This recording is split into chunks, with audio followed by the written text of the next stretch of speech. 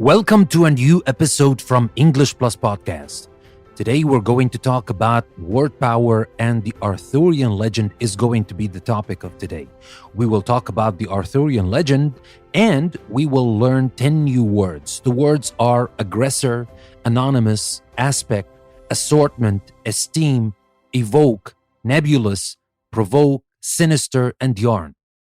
Now, these 10 words, we're going to learn them in the context of our story for today, and that is the Arthurian legend. So without further ado, let's start talking about the Arthurian legend, and then we will discuss these 10 words I told you about.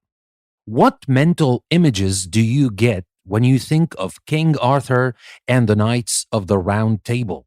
For most people, the mention of King Arthur evokes pictures of virtuous knights in polished armor riding magnificent horses in search of adventure. However, there is no firm evidence that King Arthur ever really existed. If he did, he was probably not a king and was most certainly not named Arthur.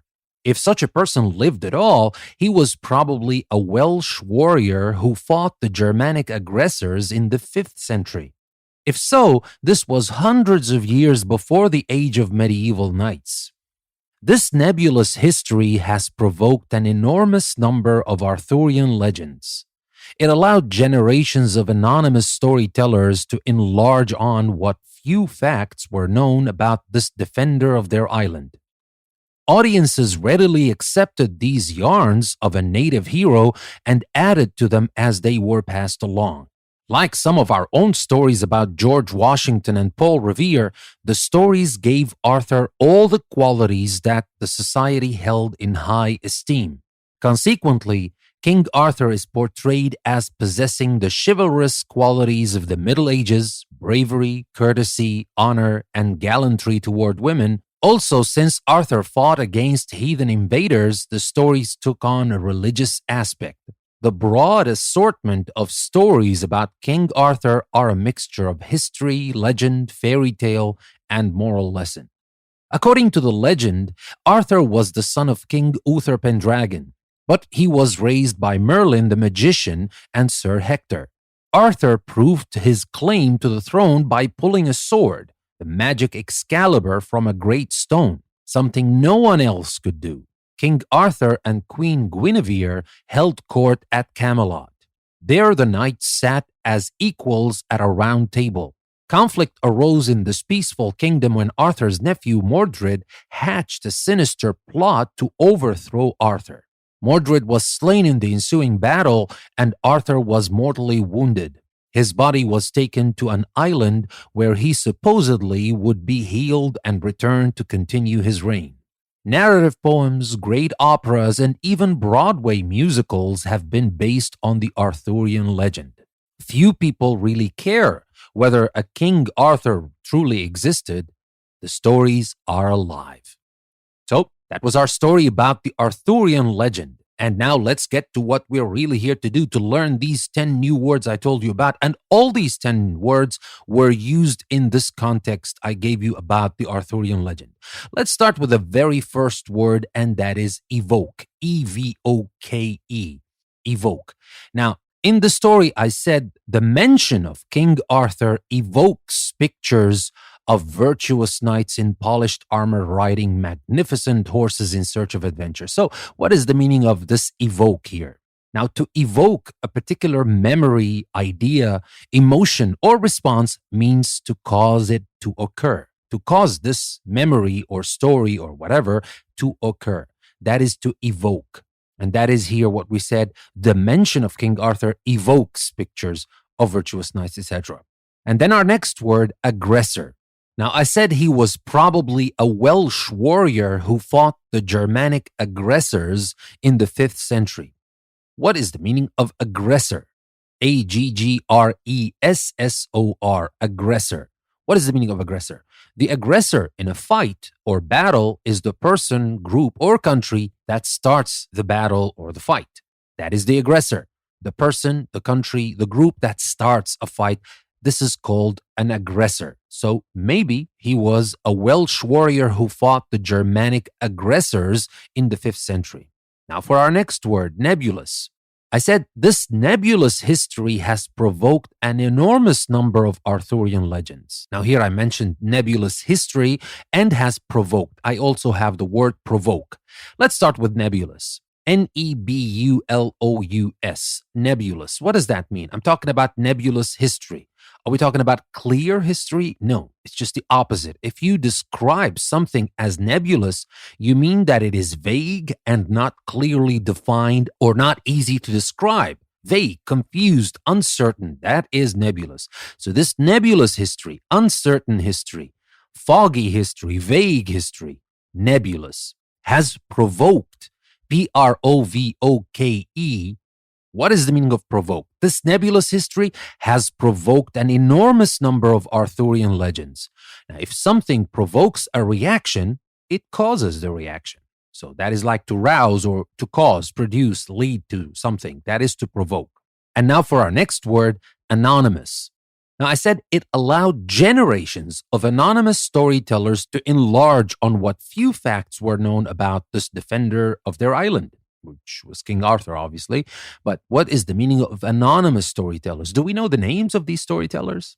Not really. We know the stories of King Arthur, or actually collection of stories that we call the Arthurian legends, but we don't actually know who told the story in the first place. There were many storytellers. And the best account of King Arthur or the Arthurian legends were a collection of stories from those anonymous storytellers. What is the meaning of anonymous then? If you remain anonymous when you do something, you do not let people know that you were the person who did it. Now, here, maybe those storytellers wanted their names to last through the generations, but because they were too many and there was not a clear record of who told the story, so they stayed anonymous. Not because they wanted to, but because we don't know who they are. They are unknown, unidentified. That is the meaning of anonymous. And by the way, anonymous is spelled Anonymous. Anonymous. And now for our next word, yarn. Yarn, yarn.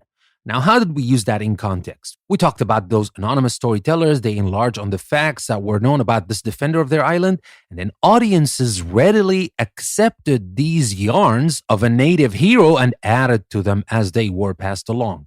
So yarns, it's in the context seems like stories, right?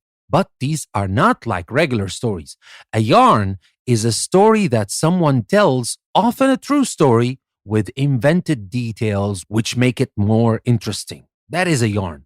Maybe based on a true story, maybe not. But the more important thing is that it is a story that is exaggerated with a lot of extra details just to make it more interesting.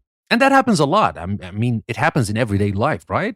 Sometimes you tell a story, but because the story is not that interesting, you add something to it. Now, I'm not saying that's a good thing, of course. Well, you have to stick to the story, especially in serious contexts, but we do that all the time. I mean, we add a couple of details here and there just to make the story a little bit more interesting, but then it is not a true story anymore. It's a yarn. It's a yarn, which is a story that someone tells often with details, invented details to make it more interesting.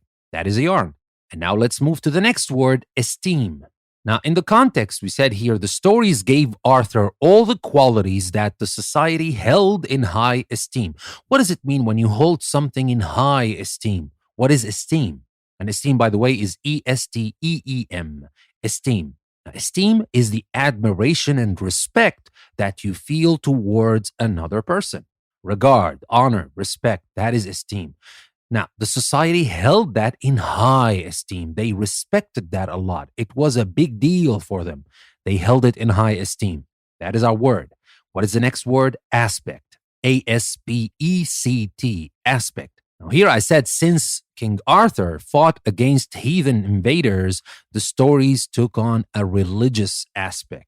A religious aspect, what does that mean? An aspect of something is one of the parts of its character or nature. So that is one aspect of the stories of King Arthur. That's not everything about the stories of King Arthur or the Arthurian legends, but it took on a religious aspect, a religious side because he fought heathen invaders. And now what about the next word? The broad assortment of stories about King Arthur are a mixture of history, legend, fairy tale, and moral lesson. What is the meaning of assortment? the broad assortment of stories, assortment, the broad assortment of stories which come from history, legend, fairy tale, moral lesson, all of these, assortment. An assortment is a group of similar things that are of different sizes, colors, or have different qualities. Like here, we said the assortment of history, legend, fairy tale, moral lesson. These are not the same things, right? But these were all put together to make up what we know today as the Arthurian legends. So it's like we're talking about collection or variety of collections or selection or something. That is the assortment. And now for our final word for today's episode, and that is sinister. Now, we talked about this conflict that arose in the peaceful kingdom when Arthur's nephew Mordred hatched a sinister plot to overthrow Arthur. Now, it happens all the time. There's a spell of peace, and then after that, somebody dreams of becoming king for many reasons, for greed, because they think they are the rightful heir, because they're better than the king, whatever. But what happened with this Mordred? He hatched a plot. But it's not any plot, it's a sinister plot. That is our word, sinister, sinister. Something that is sinister is evil or harmful, threatening, menacing. That is a sinister. And that is the plot that Mordred hatched against his uncle Arthur to overthrow him, obviously. Well, it kind of worked, and they fought each other, but Mordred was slain in battle and Arthur was mortally wounded. It was said that he was taken to the Lady of the Lake and he's somewhere in Avalon recovering, and he will be back when Britain needs him the most. So that is, of course, the legend. Anyway, that was our story for today. Remember the 10 words we talked about. These words were evoke, aggressor, nebulous, provoke, anonymous, yarn, esteem, aspect, assortment, and sinister. And remember the more important thing. If you really want to learn these words, you can go to our website, EnglishPlusPodcast.com. The link is in the description of the episode, in the show notes. You just click on details and you will find the link. It will take you to EnglishPlusPodcast.com, but it will not just take you to the website. It will take you to the custom post we created for this specific episode. And there you will find interactive activities for the words that we have today. And you will find a PDF downloadable worksheet you can download and practice, maybe not today, tomorrow, the day after tomorrow, next week, whenever, just to remember these words and add them to your active vocabulary bank. Now, also, there is another link that will take you to our Patreon page. If you want to support English Plus, if you become a patron of English Plus, of course, you will be supporting us and we'll appreciate that a lot and you will help us go on and all that. But also, you will get our premium episodes. And now we have the Business English Marketing mini-series, 8 episodes. You can access it on our Patreon page or on our website. When you become a patron, you will have access to that. And we're working on 2 new mini-series and they will be ready at the end of this week. And these are Learn the English Tenses, everything you need to know about the English tenses. It's a 10-episode series. And these are like mini courses if you want. And then there's the other one, 100 Events That Changed the World. That's something from history, but it's a very interesting thing to learn about what these 100 events that changed the history of the world are. So with that being said, this is your host, Danny. I would like to thank you very much for listening to another episode from English Plus Podcast. I will see you next time.